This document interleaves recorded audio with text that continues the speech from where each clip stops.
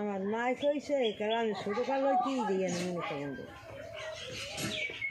আবার আমার দিদি কইছে গেল আমার উমর সুদ দিয়ে আমি ইয়ে নিয়ে দিই মনে করেন তো কত যুগ যুগ হয়ে গেছে বাবা থাকবে।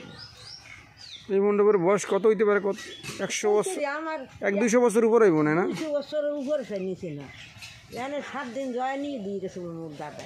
ও বাবা, মা মনসার এই মন্দির বা এই স্থাপনার বয়স 200 বছরের উপরে, এটা স্বাভাবিকভাবেই বলা চলে, কিন্তু নির্দিষ্ট করে আরও বেশি হতে পারে, কেউ বলতে পারে না। আমার দিদি কইছে বিয়ে সব আমি দেই না, আমাকে তো বিয়ে চলে গেলে এই গেলে তুই দিয়ে মনে